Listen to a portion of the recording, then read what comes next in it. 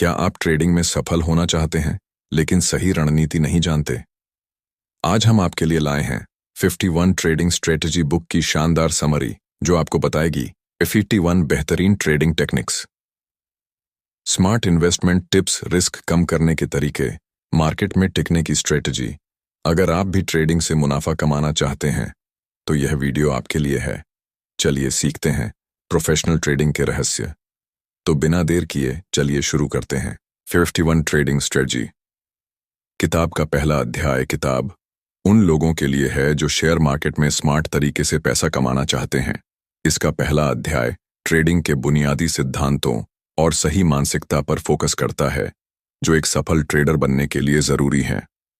1. Trading की सही मानसिकता। शेयर बाजार में पैसा कमाने के लिए केवल रणनीतियां सीखना ही काफी नहीं है, बल्कि सही मानसिकता भी होनी चाहिए। यह अध्याय बताता है कि ट्रेडिंग में भावनाओं पर नियंत्रण रखना बेहद जरूरी है।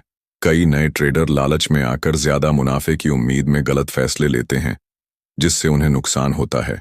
वहीं डर के कारण कई बार सही मौके को मिस कर देते हैं। 2. लॉन्ग टर्म बनाम शॉर्ट टर्म ट्रेडिंग। इस अध्याय में लॉन्ग टर्म और शॉर्ट टर्म ट्रेडिंग के बीच का अंतर समझाया गया है। अगर कोई ट्रेडर तेजी से मुनाफा कमाना चाहता है तो उसे इंट्राडे या स्विंग ट्रेडिंग की ओर ध्यान देना चाहिए, लेकिन अगर कोई धैर्य रख सकता है तो लॉन्ग टर्म इन्वेस्टमेंट उसके लिए सही रहेगा। 3.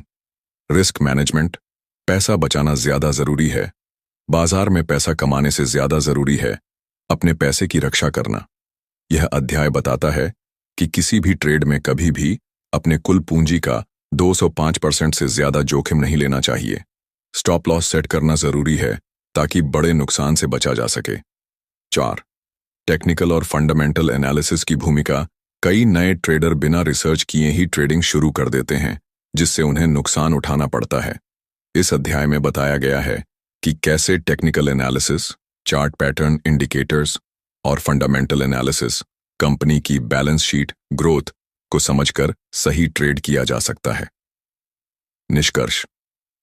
पहला अध्याय हमें यह सिखाता है कि ट्रेडिंग में सफलता सिर्फ किस्मत का खेल नहीं है, बल्कि इसमें सही मानसिकता, रिस्क मैनेजमेंट और मार्केट को समझने की क्षमता होनी चाहिए। जल्दबाजी में ट्रेडिंग करने से बचें और हमेशा सीखते रहें। अगर आप ट्रेडिंग से पैसा कमाना चाहते हैं तो सबसे पहले ट्रेडिंग को समझना जरूरी है। 51 ट्रेडिंग स्ट्रेटजी। दूसरा अध्याय का सारांश। पहले अध्याय में हमने ट्रेडिंग की मानसिकता, लॉन्ग टर्म बनाम short term trading, risk management और एनालिसिस की भूमिका को समझा। अब दूसरा अध्याय हमें ट्रेडिंग में इस्तेमाल होने वाली मुख्य रणनीतियों, स्ट्रैटेजीज और एंट्री एग्जिट पॉइंट्स के बारे में बताता है। 1. सही एंट्री और एग्जिट पॉइंट्स का चयन। इस अध्याय में बताया गया है कि एक सफल ट्रेडर वही होता है जो सही समय पर बाजार में एंट्री और एग्जिट करता है। कई नए ट्रेडर बिना सोचे समझे किसी स्टॉक में पैसा लगा देते हैं और फिर नुकसान होने पर घबरा जाते हैं। इस समस्या से बचने के लिए हमें टेक्निकल एनालिसिस और मार्केट ट्रेंड्स को समझना जरूरी है।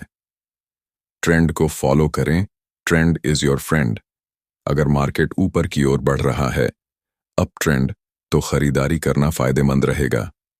अगर मार्केट नीचे जा रहा है, डाउन ट्रेंड, तो शॉर्ट सेलिंग करके भी मुनाफा कमाया जा सकता है। साइडवे ट्रेंड, साइडवेज मार्केट में ज्यादा बड़े मूवमेंट नहीं होते, इसलिए इस दौरान ट्रेडिंग से बचना चाहिए। सपोर्ट और रेजिस्टेंस को समझें। सपोर्ट वह स्तर जहां स्टॉक की कीमत नीचे गिरने के बाद रुक जाती है और वापस ऊपर जाने लगती है। रेजिस्टेंस वह स्तर जहां स्टॉक की कीमत बढ़ने के बाद रुक जाती है और वापस गिरने लगती है। जब कोई स्टॉक सपोर्ट के पास हो तो खरीदारी, बाय एंट्री, और जब रेजिस्टेंस के पास हो तो बेचने, सेल एंट्री का सही मौका होता है। 2. कैंडलस्टिक पैटर्न्स, प्राइस एक्शन का आधार। इस अध्याय में कुछ महत्वपूर्ण कैंडलस्टिक पैटर्न्स के बारे में बताया गया है जो एंट्री और एग्जिट के लिए मददगार होते हैं। बुलिश, ऊपर जाने वाले पैटर्न, हैमर। जब स्टॉक गिरने के बाद रिकवर करता है तो यह खरीदारी का संकेत देता है। Bullish engulfing. जब एक बड़ी हरी कैंडल पिछली लाल कैंडल को कवर कर लेती है तो अब ट्रेंड शुरू होने का संकेत मिलता है। बियरिश, नीचे जाने वाले। Pattern, shooting star, shooting star. जब एक स्टॉक तेजी से ऊपर जाता है लेकिन फिर गिरने लगता है तो यह एक सेलिंग सिग्नल होता है। Bearish engulfing, bearish engulfing. जब एक बड़ी लाल कैंडल पिछली हरी कैंडल को कवर कर लेती है तो डाउन ट्रेंड शुरू होने का संकेत मिलता है। 3. टेक्निकल इंडिकेटर्स का सही उपयोग। Moving average, moving average. अगर स्टॉक की कीमत 50 डे मूविंग एवरेज से ऊपर है तो यह एक अपर ट्रेंड का संकेत है। अगर स्टॉक 200 डे मूविंग एवरेज से नीचे ट्रेड कर रहा है तो यह वीकनेस दिखाता है। RSI, relative strength index. अगर RSI 30 से नीचे है तो स्टॉक ओवरसोल्ड हो सकता है, यानी खरीदने का मौका। अगर RSI 70 से ऊपर है तो स्टॉक ओवरबॉट हो सकता है, यानी बेचने का मौका। MACD, moving average convergence divergence. जब MACD लाइन सिग्नल लाइन को पार करती है तो यह बाय सिग्नल होता है। जब MACD लाइन नीचे आती है तो यह सेल सिग्नल होता है। निष्कर्ष, दूसरा अध्याय हमें यह सिखाता है कि बिना सही एंट्री और एग्जिट पॉइंट के ट्रेडिंग करना जुए जैसा है। अगर आप सपोर्ट, रेजिस्टेंस, कैंडलस्टिक पैटर्न्स और टेक्निकल इंडिकेटर्स का सही उपयोग करेंगे तो जोखिम को कम करके मुनाफा बढ़ा सकते हैं। स्मार्ट ट्रेडिंग करें, इमोशनल नहीं। 51 ट्रेडिंग स्ट्रेटजी। अब तीसरा अध्याय हमें ट्रेडिंग में रिस्क और मनी मैनेजमेंट के बारे में बताता है। 1. रिस्क मैनेजमेंट, बड़ा नुकसान रोकना ही असली सफलता है। ट्रेडिंग में मुनाफा कमाने से ज्यादा जरूरी है अपने पैसे की रक्षा करना। यह अध्याय बताता है कि अगर आप अपने ट्रेडिंग कैपिटल को सही तरीके से मैनेज नहीं करते हैं तो 1-2 गलत ट्रेड आपकी पूरी पूंजी खत्म कर सकते हैं। एक बार में पूरे पैसे से ट्रेड न करें। कई नए ट्रेडर एक ही ट्रेड में अपनी पूरी पूंजी लगा देते हैं, जिससे अगर ट्रेड गलत चला गया तो उन्हें बड़ा नुकसान उठाना पड़ता है। हमेशा एक ट्रेड में सिर्फ 2-5% पूंजी का ही रिस्क लें। स्टॉप लॉस सेट करना जरूरी। स्टॉप लॉस एक ऐसा स्तर होता है जिस पर आपका ट्रेड ऑटोमेटिक बंद हो जाता है, जिससे नुकसान ज्यादा ना हो। उदाहरण, अगर आपने 100 रुपए पर कोई स्टॉक खरीदा है तो 95 रुपए पर स्टॉप लॉस सेट कर सकते हैं, ताकि अगर कीमत गिरे तो बड़ा नुकसान ना हो। रिस्क रिवॉर्ड रेशियो को समझें। अगर आप हर ट्रेड में RC 100 का जोखिम उठा रहे हैं तो मुनाफा कम से कम RS 200 रेशियो होना चाहिए। कम रिस्क और ज्यादा रिवॉर्ड वाली ट्रेडिंग ही लंबे समय में सफल होती है। 2. मनी मैनेजमेंट, लंबे समय तक टिके रहने की रणनीति। Capital division. अपनी कुल पूंजी को 3 हिस्सों में बांटें। इंट्राडे ट्रेडिंग, स्विंग ट्रेडिंग और लॉन्ग टर्म इन्वेस्टमेंट। इससे अगर एक सेगमेंट में नुकसान हो तो दूसरे से उसकी भरपाई हो सके। प्रॉफिट बुकिंग जरूरी है। कई बार ट्रेडर्स ज्यादा मुनाफे के चक्कर में ट्रेड को लंबा खींचते हैं और फिर मार्केट उल्टा चला जाता है। अगर टारगेट हिट हो गया है तो लालच किए बिना प्रॉफिट बुक करें। Position sizing. सही ट्रेडिंग रणनीति में यह तय करना जरूरी है कि किसी भी ट्रेड में कितना पैसा लगाना है। ज्यादा पैसा लगाकर जल्दी अमीर बनने की कोशिश करने से नुकसान ज्यादा होता है। 3. इमोशनल कंट्रोल, सबसे बड़ा हथियार। डर और लालच से बचें। जब बाजार गिरता है तो डर की वजह से लोग कम कीमत पर ही अपने शेयर बेच देते हैं। जब बाजार ऊपर जाता है तो लालच में आकर गलत समय पर खरीदारी कर लेते हैं। समझदारी यह है कि प्लान के हिसाब से ट्रेड करें, न कि इमोशंस के हिसाब से। रिवेंज ट्रेडिंग न करें। कई बार नुकसान होने के बाद लोग तुरंत ट्रेड लेकर उसकी भरपाई करने की कोशिश करते हैं, जिससे और बड़ा नुकसान हो जाता है। नुकसान होने पर ठंडे दिमाग से सोचें और फिर अगला ट्रेड लें। कंसिस्टेंसी जरूरी है। अगर आपको एक दिन में ज्यादा प्रॉफिट हुआ है तो इसका मतलब यह नहीं कि अगले दिन भी ऐसा ही होगा। धीरे धीरे सीखें, मुनाफा कमाएं और अपनी स्ट्रेटजी को सुधारते रहें। निष्कर्ष, तीसरा अध्याय हमें यह सिखाता है कि अगर आप अपने पैसे और रिस्क को अच्छे से मैनेज नहीं करेंगे तो ट्रेडिंग में ज्यादा दिनों तक नहीं टिक पाएंगे। स्टॉप लॉस का इस्तेमाल करें, प्रॉफिट बुक करें और अपनी पूंजी को सही से बांटें। ट्रेडिंग में जीतने के लिए पहले अपने पैसे की रक्षा करना सीखें। अब चौथा अध्याय हमें ट्रेडिंग साइकोलॉजी, ट्रेडिंग साइकोलॉजी के बारे में बताता है। यह अध्याय हमें यह सिखाता है कि ट्रेडिंग में असली जीत दिमाग की होती है, न कि सिर्फ चार्ट और इंडिकेटर्स की। वैंड ट्रेडिंग साइकोलॉजी का महत्व मार्केट में टिकने के लिए सही मानसिकता जरूरी। कई ट्रेडर्स शानदार रणनीतियां सीख लेते हैं, लेकिन फिर भी लगातार नुकसान उठाते हैं। इसका कारण यह है कि वे अपने इमोशंस, डर, लालच, ज्यादा कॉन्फिडेंस पर कंट्रोल नहीं कर पाते। अगर मानसिकता मजबूत हो तो बुरा ट्रेड भी संभल सकता है, और मानसिकता कमजोर हो तो अच्छा ट्रेड भी खराब हो सकता है। लालच, ग्रीड को कंट्रोल करें। जब किसी स्टॉक में तेजी आती है तो कई ट्रेडर्स सोचते हैं कि और ज्यादा प्रॉफिट मिलेगा, और वे अपनी पोजीशन को लंबा खींच लेते हैं। अक्सर इस लालच में मार्केट रिवर्स हो जाता है और पहले का प्रॉफिट भी नुकसान में बदल जाता है। इसीलिए टारगेट हिट होते ही प्रॉफिट बुक करना जरूरी है। डर, फियर से बचें। नए ट्रेडर्स को मार्केट में गिरावट से डर लगता है और वे कम कीमत पर ही अपने शेयर बेच देते हैं। डर की वजह से सही मौके को मिस करना सबसे बड़ी गलती होती है। सही रणनीति और रिस्क मैनेजमेंट के साथ ट्रेड करें, न कि डर के साथ। 2. ट्रेडिंग में अनुशासन, डिसिप्लिन सबसे जरूरी है। प्लान बनाकर ट्रेड करें। कई ट्रेडर्स इमोशन में आकर ट्रेडिंग करते हैं, जिससे नुकसान होने की संभावना बढ़ जाती है। हर ट्रेड लेने से पहले प्लान बनाएं। एंट्री पॉइंट कहां खरीदना है। एग्जिट पॉइंट कहां बेचना है। स्टॉप लॉस कितना नुकसान सह सकते हैं। रिस्क रिवॉर्ड रेशियो क्या यह ट्रेड सही है। हर ट्रेड की जर्नलिंग करें। एक ट्रेडिंग जर्नल बनाएं जिसमें हर ट्रेड का रिकॉर्ड रखें। कौन सा स्टॉक खरीदा, किस कीमत पर खरीदा और बेचा, कितना मुनाफा या नुकसान हुआ, गलती कहां हुई। इससे भविष्य में वही गलती दोबारा नहीं होगी और रणनीति बेहतर होगी। कंसिस्टेंसी जरूरी है। कुछ ट्रेड में प्रॉफिट होने का मतलब यह नहीं कि आप प्रो ट्रेडर बन गए। मार्केट में लगातार मुनाफा कमाने के लिए अनुशासन और धैर्य जरूरी है।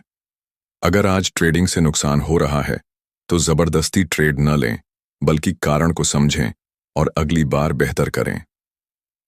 3.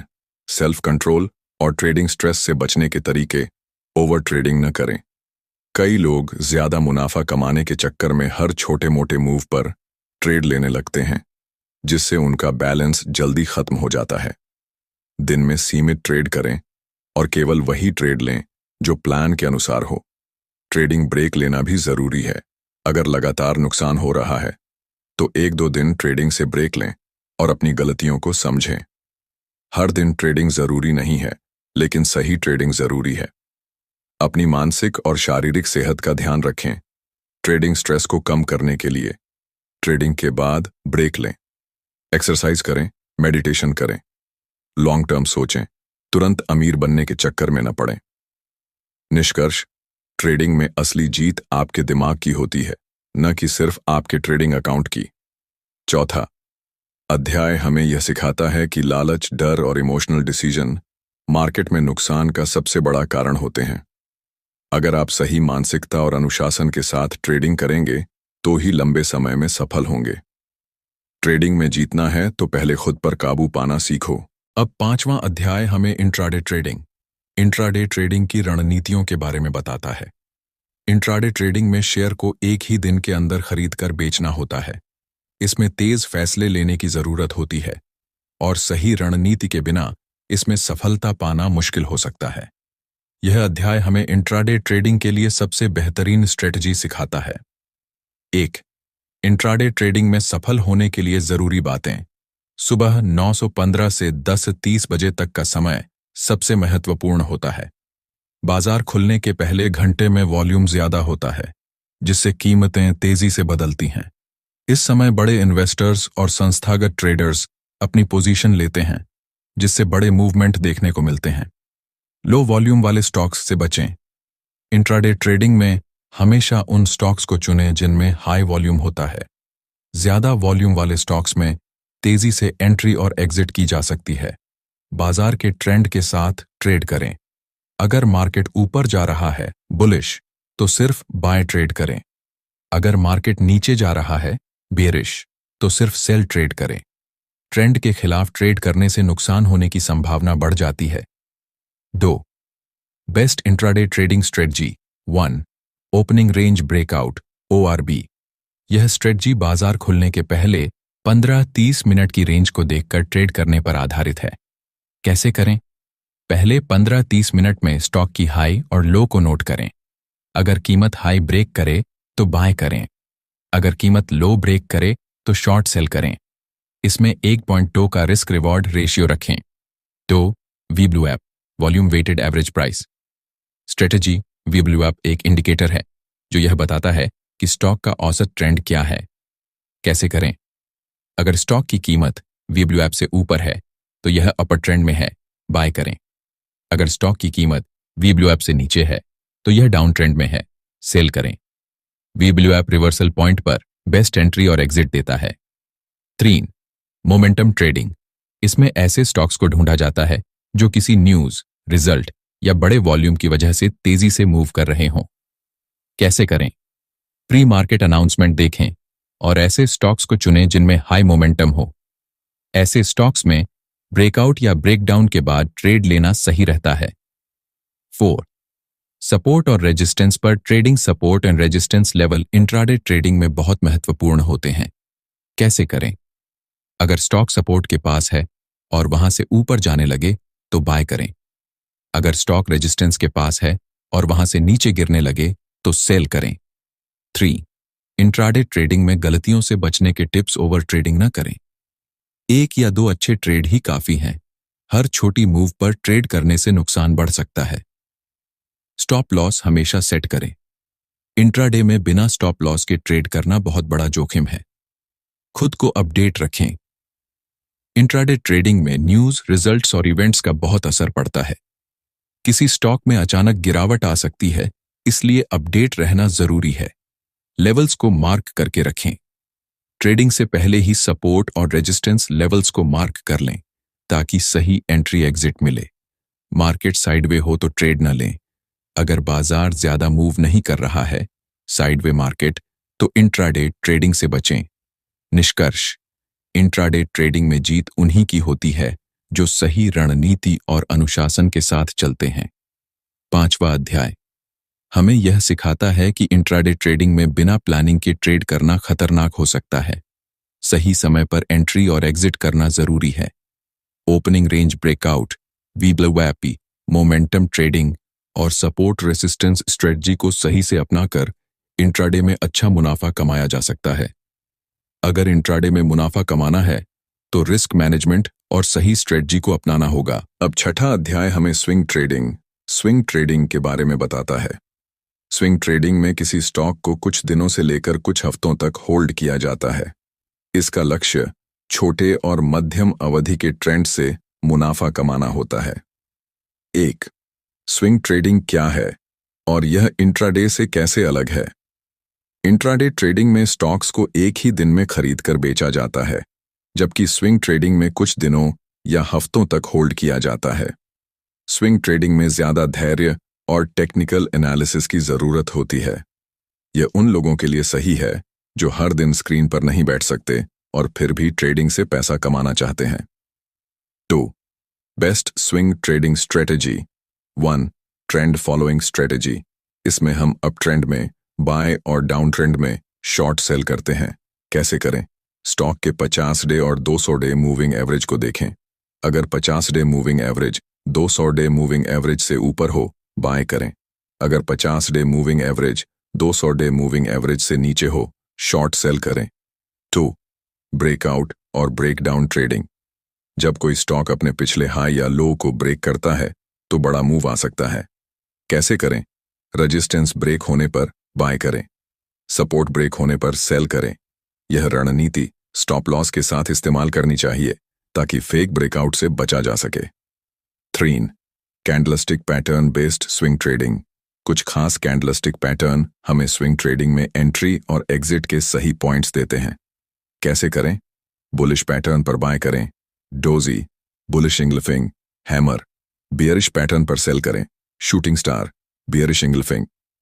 शोर, RSI और MACD के साथ swing trading RSI relative strength index और MACD moving average convergence divergence को मिलाकर ट्रेडिंग करना फायदेमंद हो सकता है।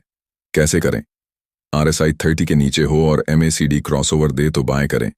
RSI 70 के ऊपर हो और MACD नेगेटिव क्रॉसओवर दे तो सेल करें। 3. स्विंग ट्रेडिंग में सफलता के लिए जरूरी बातें। रिस्क मैनेजमेंट बहुत जरूरी है।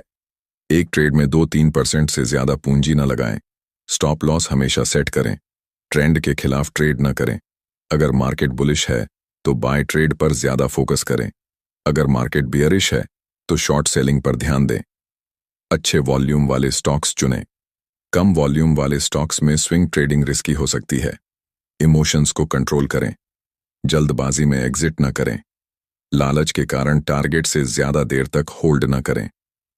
निष्कर्ष: स्विंग ट्रेडिंग में धैर्य और सही रणनीति का मेल ही सफलता की कुंजी है। 6. अध्याय हमें यह सिखाता है कि स्विंग ट्रेडिंग उन लोगों के लिए बेहतरीन तरीका हो सकता है जो हर दिन स्क्रीन के सामने नहीं बैठ सकते, लेकिन शॉर्ट टर्म मूवमेंट से मुनाफा कमाना चाहते हैं। सही इंडिकेटर्स और रिस्क मैनेजमेंट के साथ यह एक मजबूत ट्रेडिंग रणनीति बन सकती है। अगर स्विंग ट्रेडिंग में मुनाफा कमाना है तो सही समय पर एंट्री और एग्जिट जरूरी है। 7वां अध्याय हमें पोजिशनल ट्रेडिंग के बारे में बताता है। यह उन लोगों के लिए फायदेमंद है जो लॉन्ग टर्म में अच्छा मुनाफा कमाना चाहते हैं लेकिन रोजाना ट्रेडिंग करने का समय नहीं निकाल सकते। वेन पोजिशनल ट्रेडिंग क्या है? इंट्राडे और स्विंग ट्रेडिंग से अलग, इसमें स्टॉक्स को कुछ हफ्तों, महीनों या सालों तक होल्ड किया जाता है। यह टेक्निकल और फंडामेंटल एनालिसिस दोनों पर आधारित होता है। इसमें कम बार ट्रेडिंग होती है लेकिन बड़े मुनाफे के अवसर मिलते हैं। 2. Best positional trading strategy. 1. Moving average crossover strategy 50 day और 200 डे मूविंग एवरेज को ध्यान में रखते हुए ट्रेडिंग की जाती है। कैसे करें? अगर 50 day moving average 200 day moving average को पार करता है तो बाय करें। अगर 50 day moving average 200 day moving average के नीचे आ जाता है तो सेल करें। 2. Breakout strategy. जब स्टॉक अपने पिछले हाई को तोड़ता है तो इसमें तेजी आ सकती है। कैसे करें?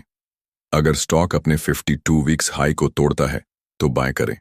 अगर स्टॉक अपने 52 वीक्स लो को तोड़ता है तो सेल करें। 3. Sector based positional trading. कुछ सेक्टर समय के अनुसार अच्छा प्रदर्शन करते हैं। कैसे करें? अगर सरकार किसी सेक्टर पर ज्यादा ध्यान दे रही है, जैसे इलेक्ट्रिक व्हीकल, IT, फार्मा, तो उस सेक्टर के अच्छे स्टॉक्स में निवेश करें। निफ्टी सेक्टोरल इंडेक्स को ट्रैक करें और देखिए कौन सा सेक्टर मजबूत है। 3. पोजिशनल ट्रेडिंग में सफलता के लिए जरूरी बातें। रिस्क रिवॉर्ड रेशियो बनाएं।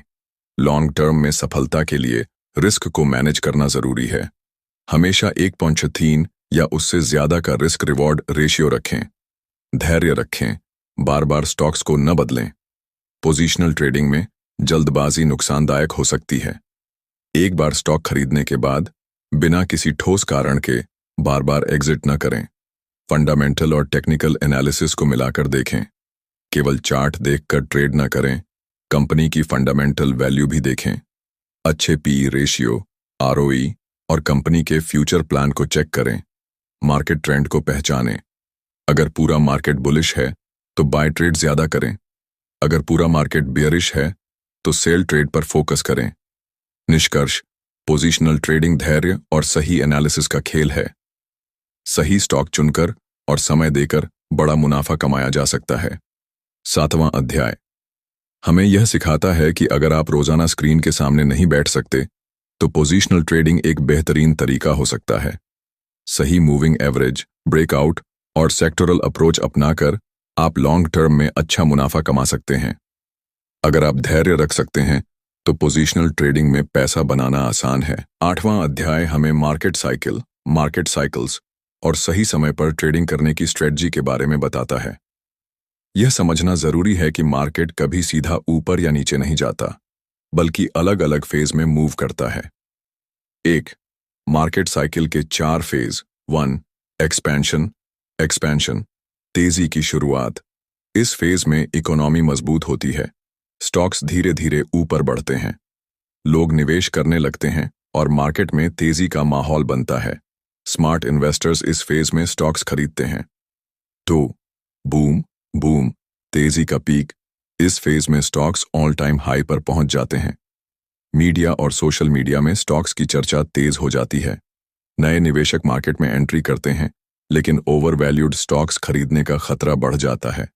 स्मार्ट इन्वेस्टर्स यहां से धीरे धीरे एग्जिट करने लगते हैं। 3.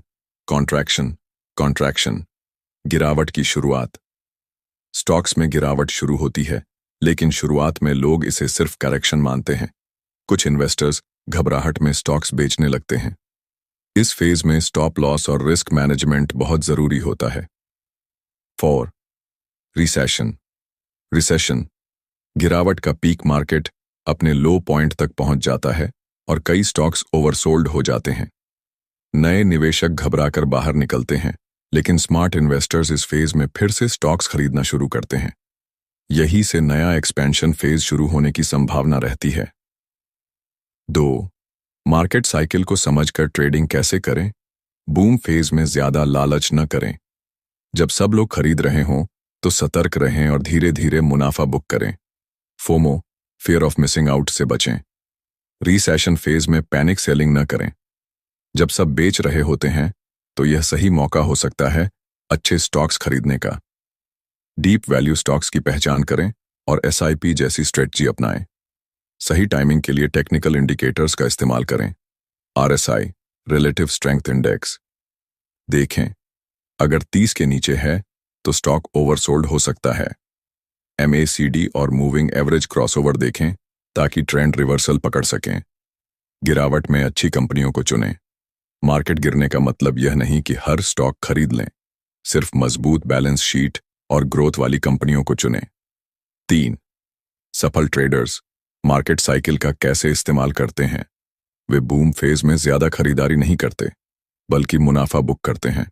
वे गिरावट में पैनिक नहीं होते, बल्कि सही स्टॉक्स ढूंढते हैं। वे टेक्निकल एनालिसिस के जरिए सही टाइमिंग का इंतजार करते हैं। वे बिना इमोशंस के ट्रेडिंग करते हैं और स्टॉप लॉस का सख्ती से पालन करते हैं। निष्कर्ष, मार्केट में पैसा कमाने के लिए सही समय पर खरीदना और सही समय पर बेचना जरूरी है।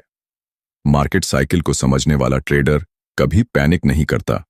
8वां अध्याय हमें यह सिखाता है कि मार्केट हमेशा फेज में चलता है, और अगर आप इसे सही समय पर समझ लें तो लॉन्ग टर्म में अच्छा मुनाफा कमा सकते हैं। जब सब डरे हुए हों तब खरीदो, जब सब लालची हों तब बेचो। 9वां अध्याय हमें रिस्क मैनेजमेंट के बारे में बताता है, जो कि एक सफल ट्रेडर बनने के लिए सबसे जरूरी स्किल्स में से एक है। अच्छी ट्रेडिंग सिर्फ ज्यादा प्रॉफिट कमाने के बारे में नहीं होती, बल्कि अपने पैसे को बचाने के बारे में भी होती है। 8. रिस्क मैनेजमेंट क्यों जरूरी है। ट्रेडिंग में 100% सक्सेस रेट असंभव है। कुछ ट्रेड्स में प्रॉफिट होगा तो कुछ में नुकसान होगा। अगर आप अपने कैपिटल की रक्षा नहीं करेंगे तो 1 या 2 गलत ट्रेड्स से ही पूरा पैसा खत्म हो सकता है। इसलिए प्रॉफिट से ज्यादा जरूरी है नुकसान को कम करना। 2. रिस्क मैनेजमेंट के गोल्डन रूल्स। 1. कभी भी एक ट्रेड में 2% से ज्यादा रिस्क न लें। प्रोफेशनल ट्रेडर एक ट्रेड में अपनी कुल कैपिटल का सिर्फ 1-2% रिस्क लेते हैं। इससे अगर 5-10 ट्रेड लगातार गलत भी हो जाएं, तो भी आपका कैपिटल बचा रहेगा। कैसे लागू करें। अगर आपके पास RS 1000 का ट्रेडिंग कैपिटल है तो एक ट्रेड में सिर्फ RS 2000 का रिस्क लें। 2. स्टॉप लॉस लगाना अनिवार्य है। स्टॉप लॉस का मतलब है कि अगर स्टॉक आपके खिलाफ जाता है तो ऑटोमेटिक ट्रेड बंद हो जाए। यह आपके पैसे को अनावश्यक बड़े नुकसान से बचाता है। कैसे सेट करें। इंट्राडे में 1-2% स्टॉप लॉस रखें। स्विंग और पोजीशनल ट्रेड में 5-7% स्टॉप लॉस रखें। 3. सही रिस्क रिवॉर्ड रेशियो चुनें, 1.2 या 1.3। हर ट्रेड में आपको यह तय करना चाहिए कि कितना रिस्क ले रहे हैं और कितना मुनाफा टारगेट कर रहे हैं। कम से कम 1.2 या 1.3 का रिस्क रिवॉर्ड रेशियो अपनाएं। कैसे लागू करें। अगर आप RS 5000 का रिस्क ले रहे हैं तो आपका टारगेट RS 10,000 या RS 15,000 होना चाहिए। 4. ओवर ट्रेडिंग से बचें। कई ट्रेडर्स जल्दी पैसा कमाने के चक्कर में ज्यादा ट्रेडिंग करते हैं और नुकसान उठा लेते हैं। एक दिन में 3-5 अच्छे ट्रेड ही काफी होते हैं। अगर 2-3 ट्रेड लगातार गलत हो जाएं, तो उस दिन ट्रेडिंग बंद कर दें और अपनी गलती को समझें। 5. लेवरेज का सही इस्तेमाल करें। कई ट्रेडर्स मार्जिन मनी, उधार लीवरेज लेकर बड़ा ट्रेड करते हैं और फिर भारी नुकसान झेलते हैं। हमेशा अपनी पूंजी के हिसाब से ट्रेड करें, न कि ब्रोकरेज फर्म की दी गई लीवरेज के अनुसार। 3. सफल ट्रेडर्स रिस्क मैनेजमेंट को कैसे अपनाते हैं? वे हर ट्रेड में स्टॉप लॉस लगाते हैं। वे ओवर ट्रेडिंग नहीं करते। वे कैपिटल की सुरक्षा को पहली प्राथमिकता देते हैं। वे हमेशा लॉन्ग टर्म सोचते हैं और धीरे धीरे पैसा बनाते हैं। निष्कर्ष, ट्रेडिंग में जीतने का सबसे बड़ा सीक्रेट रिस्क कम करना है। पैसा बनाना जरूरी है, लेकिन पैसा बचाना उससे भी ज्यादा जरूरी है। 9वां अध्याय हमें यह सिखाता है कि अगर आप बिना रिस्क मैनेजमेंट के ट्रेडिंग कर रहे हैं, तो वह सिर्फ जुआ है। सही स्टॉप लॉस, रिस्क रिवॉर्ड और मनी मैनेजमेंट अपनाकर लॉन्ग टर्म में सफल बना जा सकता है। स्मार्ट ट्रेडिंग वही है जिसमें मुनाफा कम और नुकसान और भी कम हो। तो दोस्तों, ये था 51 ट्रेडिंग स्ट्रेटजी का एक और धमाकेदार अध्याय, जहां हमने सीखा कि रिस्क मैनेजमेंट कैसे ट्रेडिंग में आपकी सबसे बड़ी ताकत बन सकता है। अगर आप ट्रेडिंग में लंबे समय तक सफल रहना चाहते हैं, तो सिर्फ प्रॉफिट के बारे में मत सोचिए, बल्कि अपने कैपिटल को बचाने पर भी ध्यान दीजिए। अगले पार्ट में हम इस बुक के अगले चैप्टर को कवर करेंगे, जहां आपको ट्रेडिंग की और भी दमदार स्ट्रेटजी सीखने को मिलेगी। अगर आपको यह वीडियो पसंद आया, तो इसे लाइक, शेयर और चैनल को सब्सक्राइब करना ना भूलें, ताकि अगला पार्ट मिस ना हो। नीचे कमेंट में बताइए कि आपको यह स्ट्रेटजी कैसी लगी और आप कौन सी ट्रेडिंग स्ट्रेटजी अपनाते हैं। मिलते हैं अगले वीडियो में। तब तक के लिए ट्रेड स्मार्ट और ट्रेड सेफ।